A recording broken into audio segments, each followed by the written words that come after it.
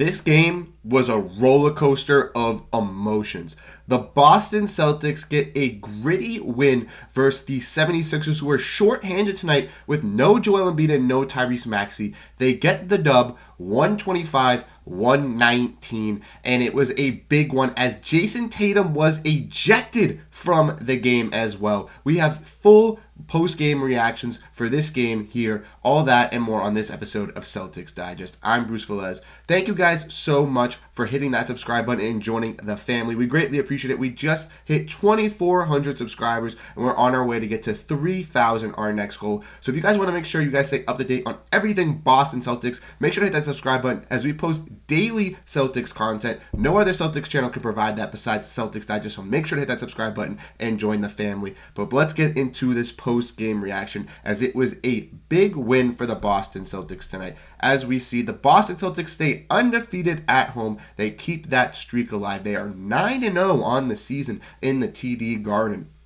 They got that luck of the Irish this season, and they are keeping it strong. Let's look at the team stats here from the game. As you can see, the Celtics shot 50% from the field, and in the first half, they shot tremendous as a team. They were on fire from the three-point range. Fortunately, in the third quarter, they had their slump like they usually do. In the fourth quarter, they picked it back up. As you can see, they shot 48% from three. The Sixers also shot a great percentage from three, 45%. And the Celtics, after I was pooping on them for not doing great, hitting from that free throw range, these past couple games, they've been stepping it up. 86% from the free throw range compared to the 76ers, 73%. I believe that is 2 or 3 games in a row where they have stepped it up and have beaten out the opponent in the free throw column. 46 rebounds compared to the Sixers, 42. Not the greatest without Joel Embiid.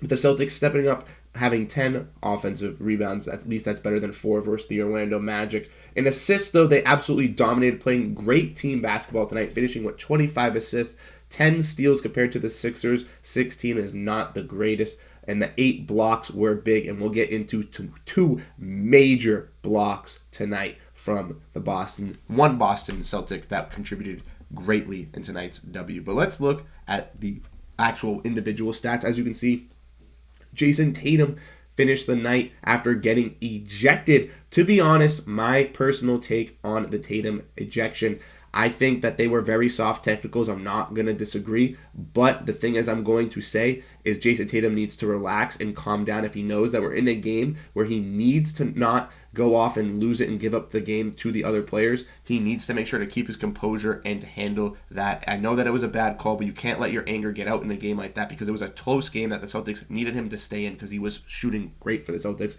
As you can see, 6 for 9 from the field. Not the greatest from 3, but 7 for 9 from free throws, 7 defensive rebounds, 4 assists, 1 steal, 1 block, finishing with 21 points, only playing 27 minutes. Al Horford had a impactful game for the Boston Celtics. 7 for 9 from the field, 2 for 4 from 3, 4 for 4 from free throw, 4 defensive rebounds, 3 assists, 6 total rebounds, and 2 killer blocks on a big fourth quarter possession on defense. 1 block back to back. Al Horford is the king of protecting the paint for the Celtics and has stepped up tremendously without Kristaps Porzingis in these games. Plus 10 tonight as well. Kristaps Porzingis keeping that plus net for the Celtics. Jrue Holiday, not the greatest shooting night for Holiday. 4 for 11 from the field, 3 for 5 from 3 though. Big impactful shooter from 3, but doing what he does best. 6 assists, 5 rebounds, 1 steal, doing all the intangibles for the Celtics. Derrick White being the most impactful player for the Boston Celtics tonight. 5 for 11 from the field, 3 for 4 from 3, 8 for 8 from free throw, 5 defensive rebounds, 6 total rebounds, 5 assists, 1 steal, 1 block, 21 points. He was a key impact piece for the Boston Celtics and has been consistently for the Boston Celtics. I would say he's the most consistent Boston Celtic on the team. And Jaylen Brown had a big night as well, finishing with 20 points, 4 steals, 4 rebounds, 2 blocks, 3 for 4 from free throw. Not the greatest shooting night from Jaylen Brown from 3, 1 for 4, but 8 for 20 from the field. He had some sloppy plays, I'm not going to lie, but Jaylen Brown had a solid game for the Celtics. Then we're going to look at the bench. We got Sam Hauser, baby. Hauser-matic, 3 for 5 from the field, 3 for 4 from 3, keeping that light going. 5 rebounds, 4 defensive, 1 assist, 1 steal, 1 block, doing all the intangibles for the Boston Celtics, finishing with 11 points. Luke Kornet with no stats for the Boston Celtics tonight, just running around. We had Neemias Queta get some action tonight as well. He was one of the impactful guys off the bench right at the beginning. He was 1 for 1 from the field, shot at the line, 3 for 4, 5 rebounds, and 5 points. Solid effort from him.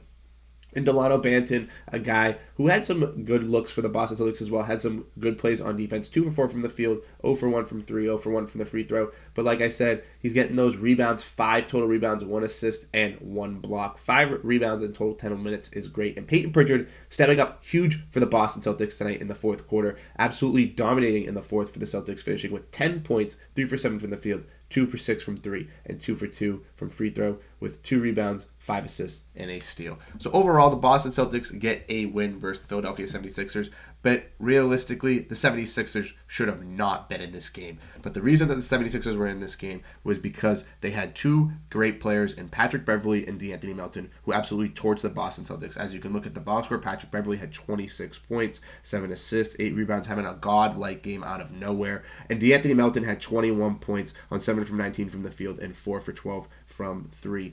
Honestly, what the Boston Celtics needed to do tonight that they were unsuccessful to do was guarding at the perimeter and stopping the Philadelphia 76ers from 3. This game had no defense in it at all in the first half. It was just all shooting, both teams playing sloppy defense, and you could clearly tell it was looking like an Indiana Pacers versus Atlanta Hawks game that we were seeing a couple days ago, because both teams were just trying to outscore each other on offense and playing no defense at all.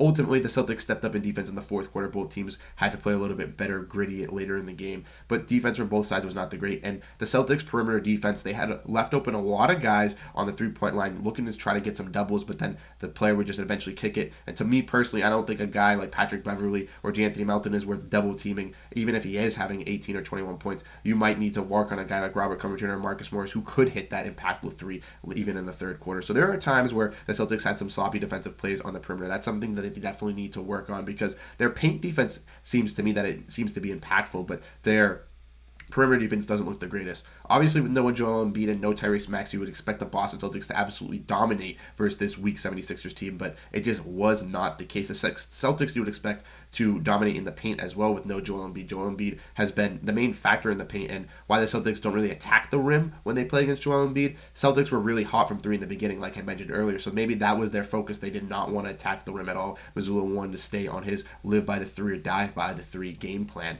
But let's look at some more stuff that we have to talk about from this game.